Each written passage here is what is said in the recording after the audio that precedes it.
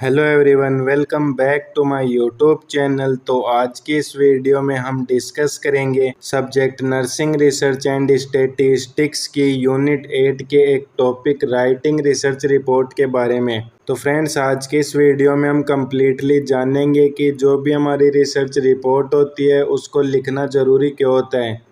तो फ्रेंड्स, बिना time waste किए हम स्टार्ट करते हैं आज का हमारा टॉपिक। तो सबसे पहले हम डिस्कस करते हैं राइटिंग रिसर्च रिपोर्ट की डेफिनेशन के बारे में और समझते हैं कि राइटिंग रिसर्च रिपोर्ट है वो क्या होती है।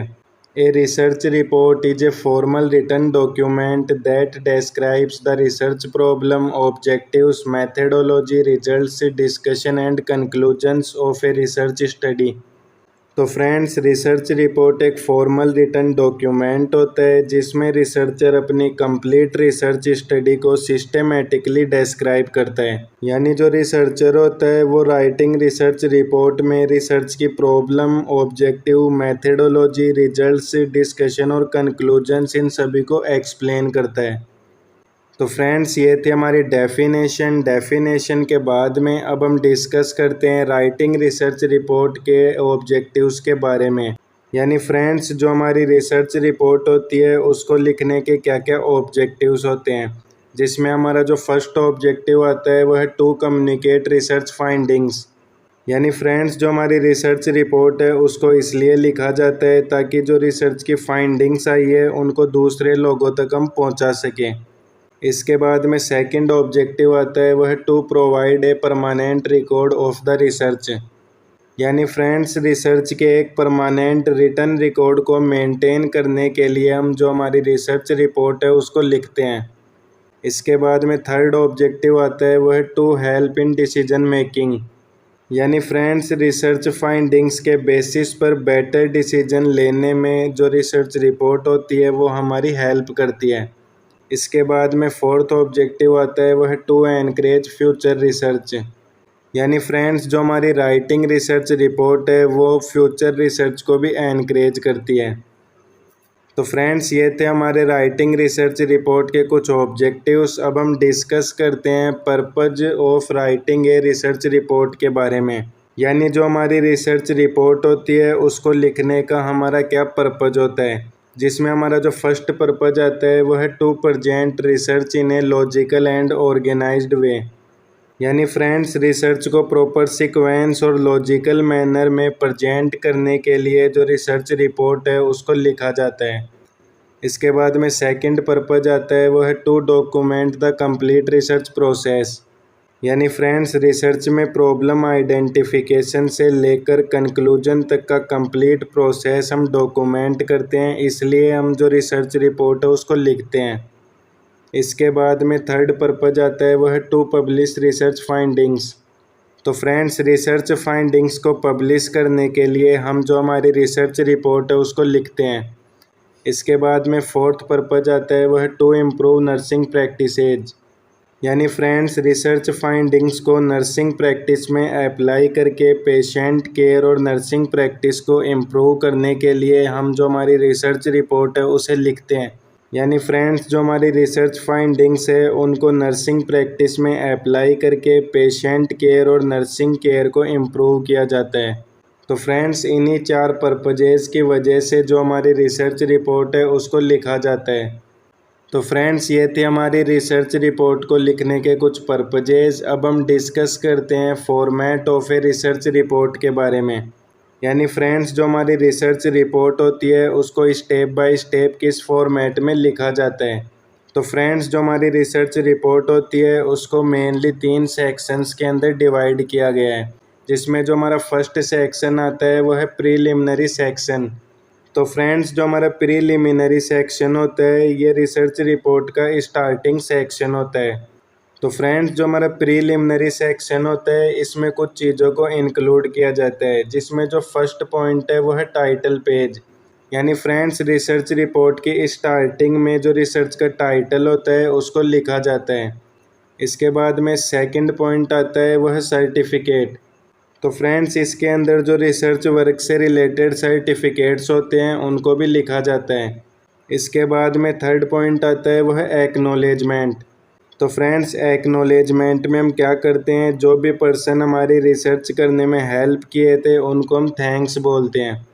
इसके बाद में हमारा जो फोर्थ पॉइंट आता है वह है टेबल ऑफ कंटेंट्स। तो फ्रेंड्स टेबल ऑफ कंटेंट्स में हम रिसर्च रिपोर्ट होती है उसके टॉपिक और उनके जो पेज नंबर होते हैं उनकी लिस्ट लिखते हैं। टेबल ऑफ कंटेंट्स के बाद में हमारा जो फिफ्थ पॉइंट आता है वह है list of tables and figures. तो फ्रेंड्स इसका मतलब है कि जो हमारी रिसर्च रिपोर्ट होती है उसमें कौन कौन सी टेबल्स यूज की गई है और कौन कौन से फिगर्स यूज किए गए हैं उनकी लिस्ट बनाई जाती है। इसके बाद में नेक्स्ट पॉइंट आता है वह है एब्स्ट्रैक्ट। तो फ्रेंड्स एब्स्ट्रैक्ट का मतलब होता है कि जो भी हमारी रिसर्च रिपोर्ट होती है उसका पूरा निचोड़ लिखा जाता है। यानी फ्रेंड्स जिस भी टॉपिक पर हमने रिसर्च की है उसको शॉर्ट समरी के हिसाब से ओवरव्यू किया जाता है। तो फ्रेंड्स ये पॉइंट थे हमारे प्रीलिमिनरी सेक्शन के। अब हम डिस्कस करते हैं हमारे नेक्स्ट फॉर्मेट के बारे में जो आता है मेन बॉडी। तो फ्रेंड्स जो हमारी मेन बॉडी होती है ये रिसर्च रिपोर्ट का मेन पार्ट होती है जिसमें कुछ इम्पोर्टेंट चीज़ें उनको इंक्लूड किया गया है, जिसमें जो हमारा फर्स्ट पॉइंट है वह है इंट्रोडक्शन। तो फ्रेंड्स मेन बॉडी में हम जो हमारा रिसर्च का टॉपिक है उसका बैकग्राउंड और उसका इन्फॉर्मेशन लिखते हैं। इसके बाद में सेकंड पॉइंट आता है वह है रिव्यू ऑफ लिटरेचर। तो फ्रेंड्स मेन बॉडी में हम प्रीवियस स्टडीज और अवेलेबल लिटरेचर्स का रिव्यू है उसके बारे में भी लिखते हैं। इसके बाद में थर्ड पॉइंट आता है वह है ऑब्जेक्टिव्स। तो फ्रेंड्स जो हमारी मेन बॉडी होती है रिसर्च रिपोर्ट की उसमें हम रिसर्च के ऑब्जेक्टिव्स को भी लिखते हैं। इसके बाद में फोर्थ पॉइंट आता है वह है रिसर्च मैथडोलॉजी। तो फ्रेंड्स जो हमारी मेन बॉडी होती है उसमें हम ये भी लिखते हैं कि जो हमारी रिसर्च है उसके अंदर कौन से मेथड है उसका यूज किया गया है। इसके बाद में नेक्स्ट पॉइंट आता है वह है रिजल्ट्स।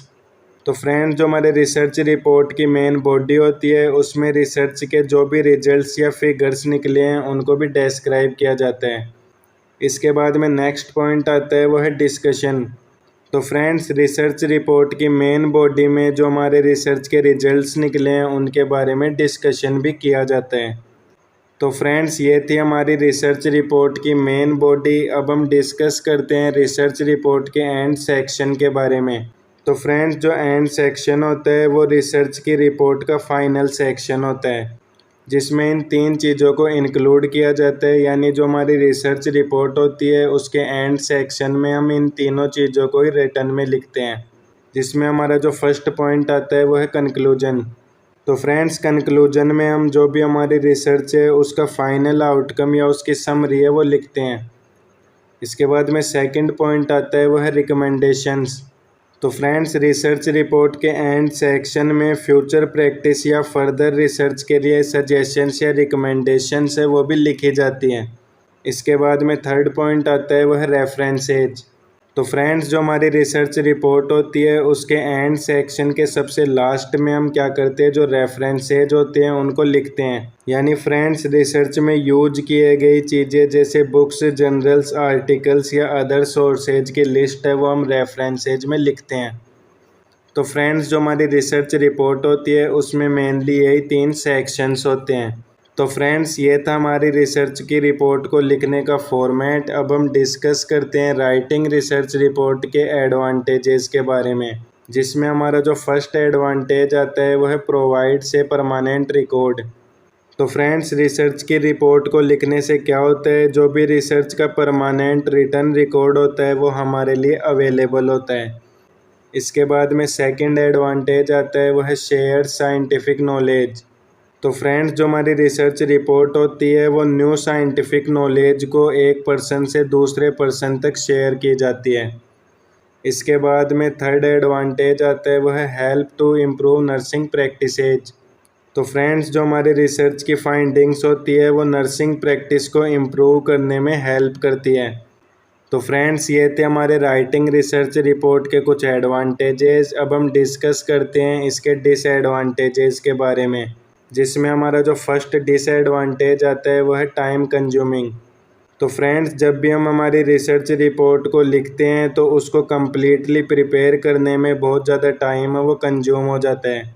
इसके बाद में सेकंड डिसएडवांटेज आता है वह है रिक्वायर्स गुड राइटिंग स्किल्स। तो फ्रेंड्स, जो हमारी रिसर्च रिपोर्ट होती है उसको लिखने के लिए गुड राइटिंग और साइंटिफिक राइटिंग स्किल्स की रिक्वायरमेंट होती है। इसके बाद में थर्ड डिसएडवांटेज है वो है पब्लिकेशन में भी एक्सपेंसिव। तो फ्रेंड्स, इसका मतलब है कि हम जो हमारी रिसर्च रिपोर्ट है उसको लिख तो देते हैं, बट उसे पब्लिश कराने में कभी कभी क्या होता है, बहुत ज़्यादा खर्चा है वो एक रिसर्चर का हो जाता है। तो फ्रेंड्स, ये थी हमारी राइटिंग रिसर्च रिपोर्ट की कुछ डिसएडवांटेजेस। तो इन्हीं डिसएडवांटेजेस के साथ में जो आज का हमारा टॉपिक था वो कंप्लीट होता है। अगर आप सभी को ये वीडियो हेल्पफुल लगती है तो वीडियो को लाइक, शेयर और हमारे चैनल को सब्सक्राइब करें। अगर आपका कोई डाउट है तो आप उसे कमेंट बॉक्स में ज़रूर शेयर करें।